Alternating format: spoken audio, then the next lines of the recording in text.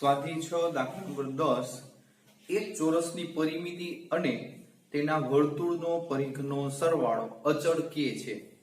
સાબિત કરો કે જ્યારે ચોરસની બાજુની લંબાઈ વર્તુળની ત્રિજ્યા કરતા બમણી હોય, બાજુની લંબાઈ x ત્રિજ્યા કરતા બમણી હોય તેમ સાબિત કરો ત્યારે ક્ષેત્રફળનો સરવાળો ન્યૂનતમ છે તેમ સાબિત કરો.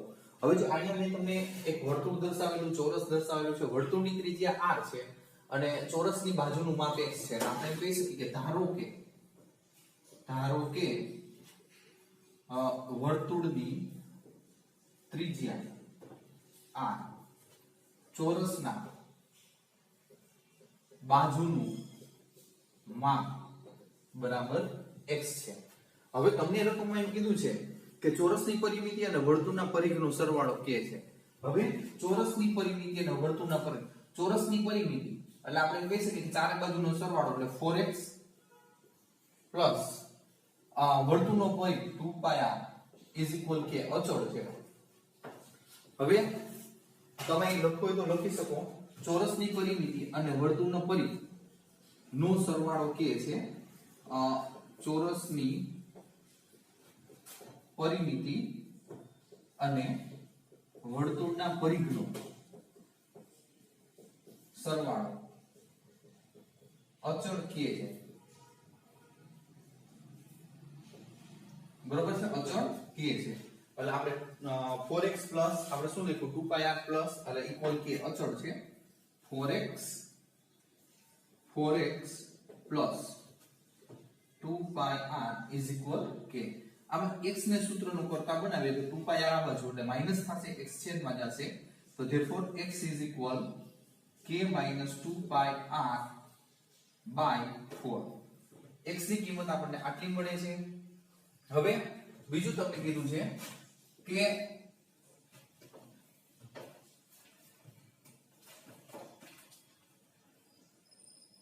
ચોરસની બાજુની લંબાઈ અને વર્તુળની ત્રિજ્યા કરતા બમણી હોય ત્યારે ક્ષેત્રફળનો સરવાળો ન્યૂનતમ છે એમ સાબિત કરવાનું છે.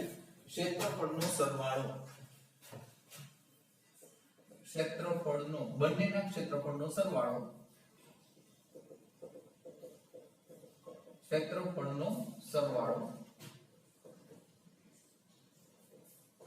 આપણે શું કહી શકીએ, જો વર્તુળનું ક્ષેત્રફળ πr²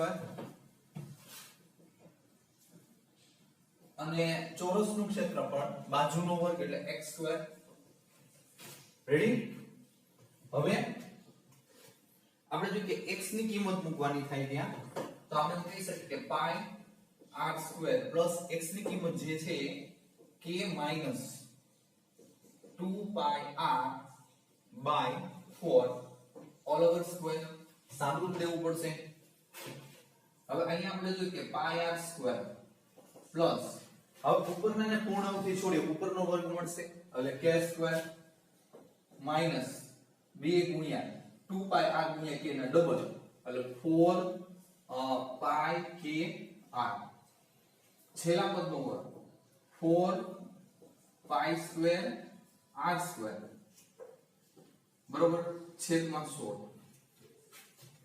હવે આપણે જો કે 16 લસાવીએ એટલે 1/16 કરી નાખી અહીંયા 16 વડે ગુણીએ તો 16πr² plus k² minus 4πkr plus 4π² r².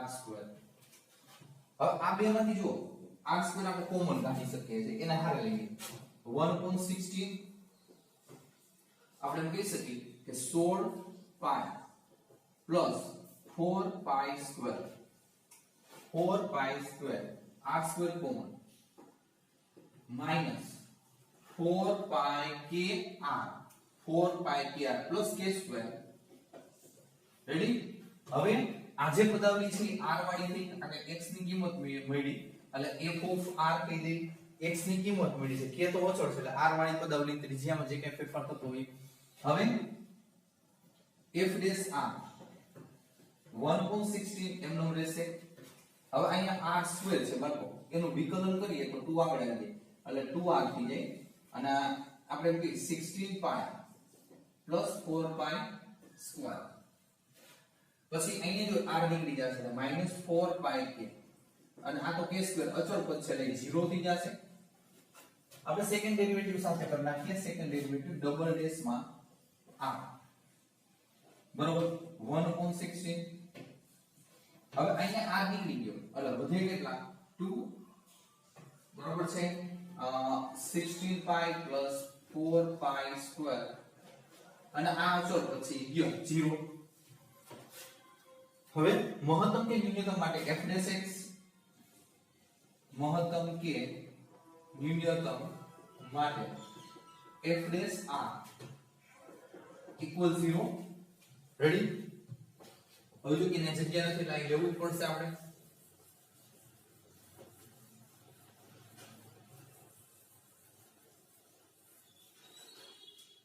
હવે જો કે f' = 0 લઈએ તો f' આ ભાગ આવશે 1/16. therefore 1/16 બ્રેકેટમાં આવશે 2r 16 pi plus 4 pi square minus 4 પાઈ k = 0. હવે આને ઓલી બાજુ ગુણાકારમાં આવશે એટલે 0 થઈ જશે. બરોબર? તો અહીંયા આપણે કહી શકીએ કે 2 therefore 2r 16 pi plus 4 pi square. હવે આ 0 થઈ ગયા. આને સામેની બાજુ જવા દો એટલે પ્લસ થઈ જશે. રેડી? હવે આપણે જોઈએ કે અહીંયા r ને સૂત્રનો કરતા બનાવવાનો થાય.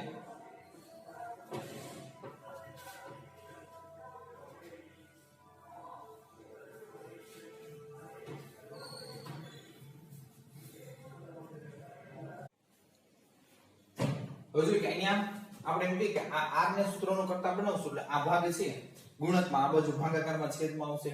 પછી 2 ગુણાકાર ઓલી સાઈડ એટલે ભાગાકારમાં. તો આપણે જોઈશું કે 2 * 4 એટલે 2 વધશે. હવે અહીંથી મેં 4 પાઈ સામાન્ય કાઢ્યા 4 પાઈ. તો તમે જોઈ શકો બાળકો આ 2 2 4 અને પાઈ પાઈ કરો તો એ વધશે શું? જો વધશે શું k / 2 કૌંસમાં 4 પ્લસ પાઈ. હવે આને મારે જરૂર છે એટલા માટે હું રાખું છું એમનો. બરોબર? આટલો ભાગ છે મારે જરૂર પડશે એટલા માટે રાખ્યો છે. હવે આપણને જોઈએ કે r = તમને આટલા મળે છે. r = આપણે એમ કહીએ કે k / 2 કૌંસમાં 4 પ્લસ પાઈ. હવે બાળકો અહીંયા આ કિંમત આપણે ડબલ ડેશમાં મૂકીએ. ડબલ ડેશમાં કિંમત મૂકીએ તો શું થાય છે જો